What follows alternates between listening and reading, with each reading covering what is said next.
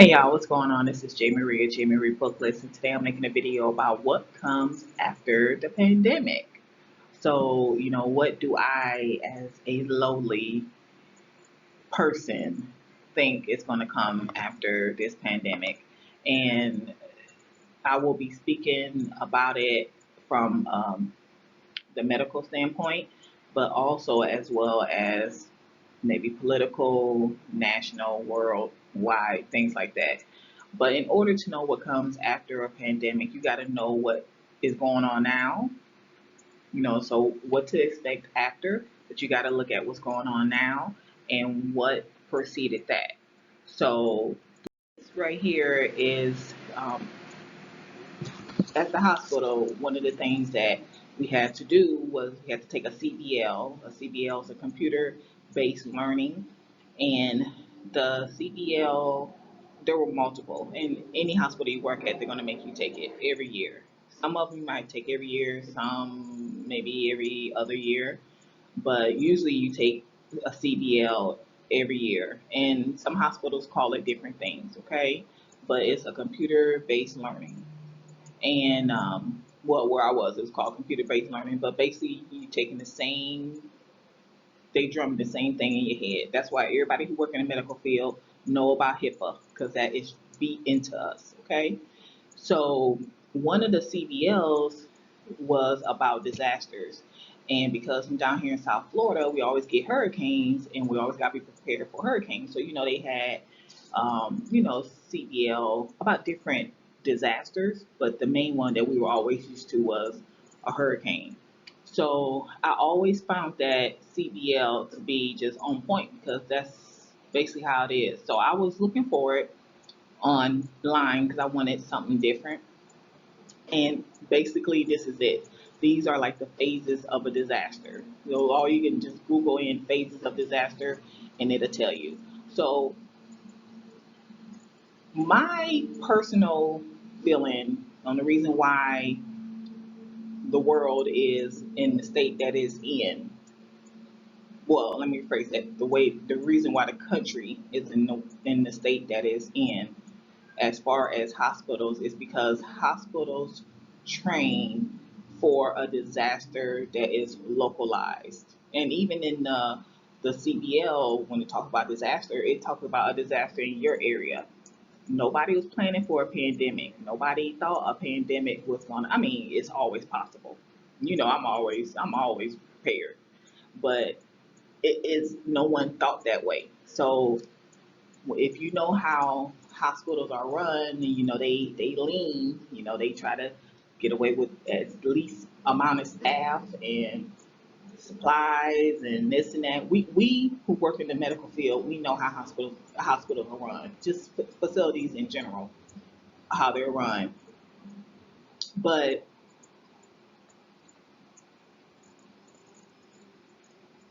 hospitals plan for a disaster in their area.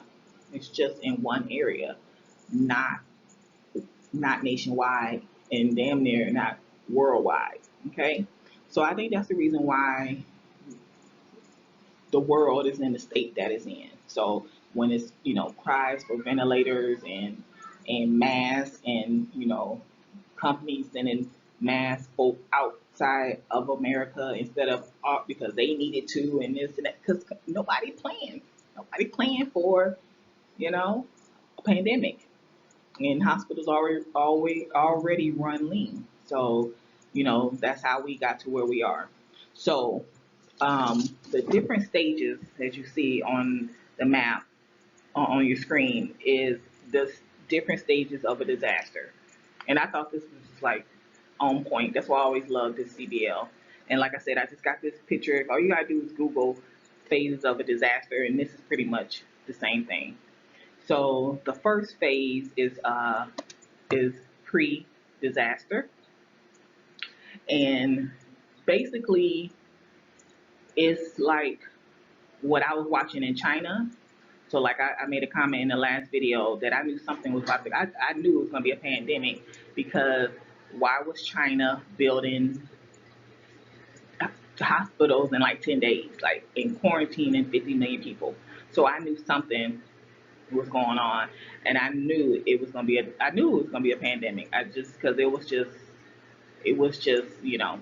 So phase one, which is the pre-disaster phase, because it wasn't here, it was over there, but it's characterized by fear and uncertainty. See, I saw something going on, and I was like, oh, wait a minute, something ain't right, and I was fearful because that's why I said I kind of knew something was gonna go on, and I started getting my shit together. Okay, like I was ordering, I was like, because something ain't right.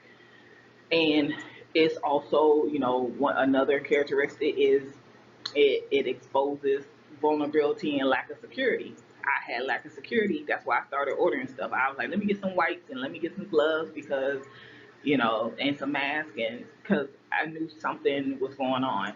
It's also characterized by a sense of loss of control or the loss of the ability to protect yourself and your family. So, I mean, I did what I could do, and I tried to get as much as I could. Like this one thing we didn't get, and I was telling my sister, even though it seems like it's calming down now, I was like, I need to order this because I used to have one, and I got rid of it, and I need to get it again because, yeah. Other than that, we'll be like 100% prepared. But that's the pre-disaster phase, and then the second phase is the impact phase. And the impact phase is characterized by slow, low threat disasters with psychological effects. And then some of the reactions can be shock and overt panic. That's where everybody was buying the toilet paper. Now we got a great toilet paper shortage, because people was hitting up stores and clearing shelves and stuff because it's here, you know, because literally it was like it's out. The parking lot's empty. You go somewhere and like something's going on because the parking lot's empty. People they got the memo shut down. People running to the store getting toilet paper, running getting wipes and clearing shelves. I mean, I got pictures. I mean, I was like, no feminine, well, they clearing the shelves of the feminine hygiene. I mean, like clearing the shelves, no baby wipes, no nothing. Right? That is the impact. Like it just hit. And you go into self-preservation mode. That's where you go. That's where you go. You got to protect yours. So that's where the toilet paper buying, and I mean, I don't understand the toilet paper and the paper towels. I understand food, but I don't understand the toilet paper and paper towels. But that's that's where that comes from. That's that impact when it hit us. When the first death, and the second, and the fifth, and the sixth, and the 10th, and the 100th, and now we're up to like what 20, 16, 20,000. And then the third phase is the heroic phase, and this is where community members exhibit adrenaline-induced rescue behavior. So we got the doctors and the nurses on the front line. You got companies donating all kind of stuff. You got construction companies donating the masks, and you got restaurants feeding people because a lot of people ain't got no jobs now, and it's that heroic phase. Like it's just a lot going on. Companies sending their employees home instead of just firing them because not everybody got laid off. A lot of people just working from home now. It's that heroic phase. We're all in this together. That's we're there now. Well, we're coming out of that, and now we're going into I think personally, I think we're in the honeymoon phase. So this would be phase 4, the honeymoon phase. And this is when the community bonds. So, people are out walking their dogs. They're out saying hi to I ain't never seen so many neighbors walking. Like this one lady, I was like, where'd she come from? Who was that? Who that? Husbands and wives, because they home. They with the kids. They pushing the baby in the stroller. Now, I know, like, for real, it's one guy I know that live around here. He must be like a stay-at-home dad or whatever, maybe work from home. And I always saw him with his child. Now I'm seeing a lot of people with the kids outside. They over here having block party. Okay, them on this side of us, cross street, over there on the other side, them okay have block parties. Like, how many block parties y'all gonna have? They were shooting fireworks last night again. Okay, but I mean, we all know each other. You might not care for each other, but but like, dang, we supposed to be in quarantine. This is like when we first were first started with the 12, because we were convinced that somebody was in quarantine, but we ain't gonna say nothing. But they have block parties, so that's that community bonding. That's that your optimism that things gonna return to normal. Like that's what you want. People starting to get to that. They want it. I can't wait to be back to normal. That's what we want. I wanted to. So that's where we're at. Now, the next phase, and I'm gonna spend most of it talking about this. Phase 5 is the disillusion. So once we get back to normal, once we get the okay that it's okay to go back to work, President Trump, he wants to slowly open the economy. Once we get that rolling, it's gonna be a lot of finger pointing and what could have been done differently and who should have did this and that. You're gonna have a lot of that. Okay, I'm just letting you know right now. So, if it felt good not to be all political, that's about the end. Okay, when we get to this, because of course, once President Trump gets that okay to let's start opening the economy back up, sending people back to work. You're gonna have people saying, "Oh, it's not safe. It's this. You trying to kill people. You just worried about this. You just it's look all that normal, which was the craziness before. We're gonna go back to that, and so just get prepared for that. Then you're also gonna have finger pointing as far as medical. Why didn't hospitals didn't have enough gowns, masks? How come the states weren't prepared? Hospitals weren't prepared? Because, like I said, you prepare the way hospitals are. They prepare for a disaster. So if a hurricane is coming here, we know to stock up. We have stock up on staff. You get staff number. You get your own. Because you got days for a hurricane. You got weeks for a hurricane. Everybody watching. You board up the house, all that good stuff. And then you got contingency plans. So like when they will lock the hospital down, visitors had to get up out of there. Okay. Well, before they locked the hospital down, they would discharge everybody that they can discharge, and people who need to stay, you in. Okay. So you either in or you out. That's like, but some people got to be, you got to tell the family, you can't stay, only the patient, or make arrangements for it. Just all depends on situation. But you try to get everybody out the hospital because if it's a disaster, you're gonna need those beds for the people coming in, and you got time to be doing all this discharge and printing up papers and trying to arrange stuff for other people. You need the beds clear. So that's what they prepare for, and then those who need services, but not real big services, you can transfer them. So there are plans that hospitals have in place, but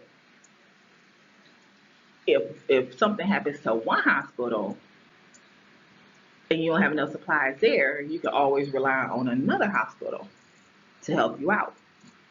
You can't do that if all y'all get hit at the same time. You know what I'm saying? See, they plan on, we don't have enough masks at this hospital. We're overwhelmed at this hospital. We just call the hospital up the street in the other county. The other, what I'm saying, 100 miles away, they got supplies. And that's how they plan. Nobody planned for this, but they will now.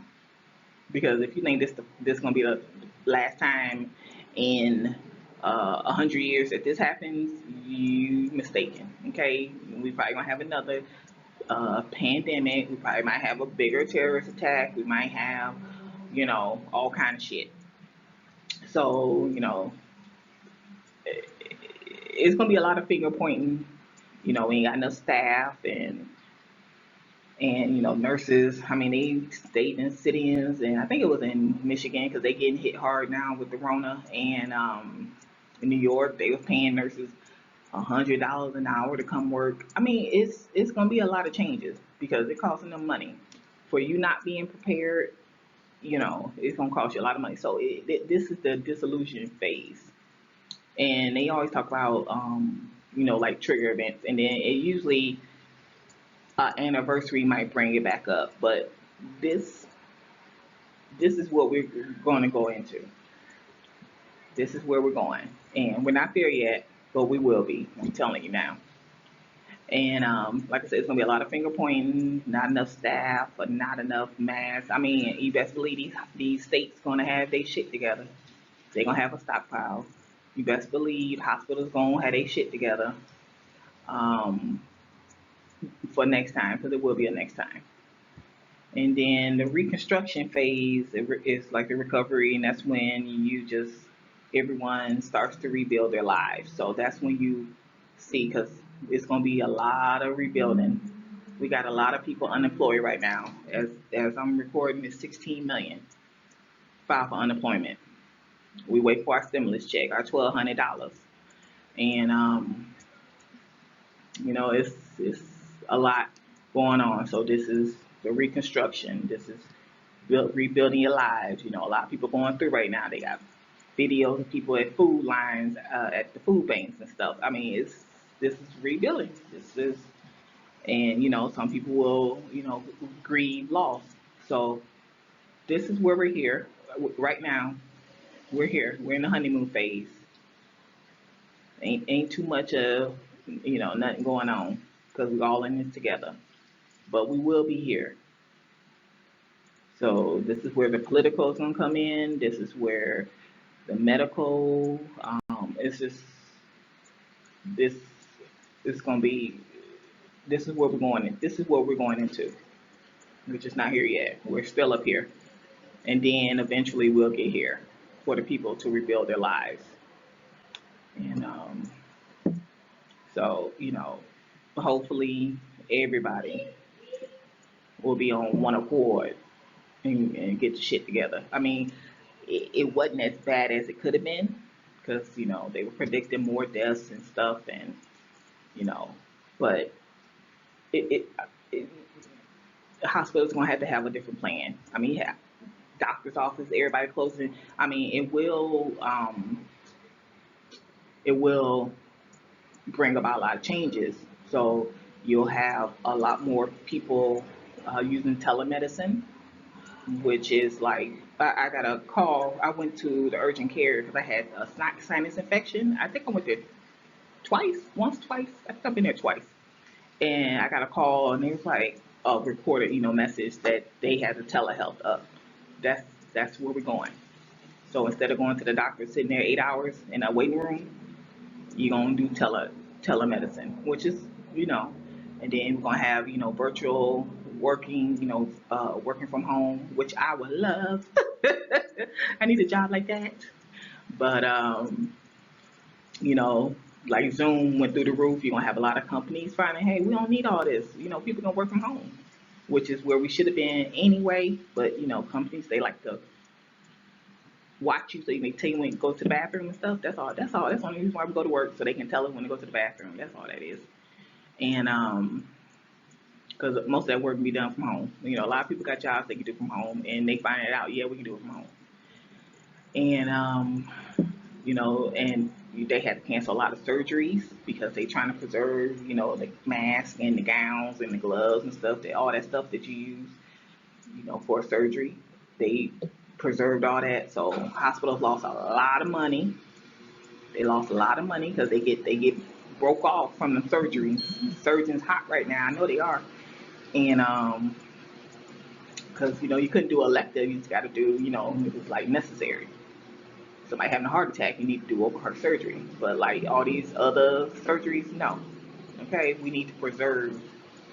We need to conserve everything, all the gas, the masks and the gowns and the gloves and everything. So hospitals losing a lot of money, and then they got the staff. So it's gonna be a lot of changes, and that's the reconstruction, because they gonna work that shit out. I'm telling you, they will. They gonna work it out, and it's gonna be a lot of changes. I hopefully it'll be for the good, because like I said, I will defend the hospitals on the fact that, you don't plan for a pandemic. They plan for like a localized disaster. Every hospital plans for a hurricane, terrorist attack, but you assume it's going to be in one area, So if you need something, you just call another hospital and they your backup. Nobody planned for a pandemic, but they will now. And so I think some good will come from this. A lot of people going through, but we're gonna rebuild. Because that's who we are. We're Americans. We're gonna rebuild, and then of course, people around the world, we're gonna rebuild, and it's gonna be better. But I think this was the wake up call that a lot of places needed. Um, a lot of just, I think this is the wake up call that the country needed. And like I said, telehealth, I think that would be real good. Um, and who knows, we may be like China. They already wear masks, but they got bad air quality. But we may wear masks just to be more hygienic. You know, people make I'm kind of glad about this 6 feet because people be all up on top of you and shit, breathing on your neck. Okay, back up. So hopefully they'll stay. Sorry. And then the handshaking, which I never really shook hands because people hands, because I'm just that type of person. I shake your hand, then I turn around. I need some hand sanitizer, so hopefully that'll go away. Because I don't know what you've been doing. Okay, I don't know. You don't. I mean, you look like you wash your hands, but people don't wash their hands and they nasty and stuff, and so I think we won't be doing too much of handshaking. But the world has changed, and we will get to the reconstruction phase. We have to go into the disillusionment phase, but right now we're still in the honeymoon phase, and that those are the stages of a disaster.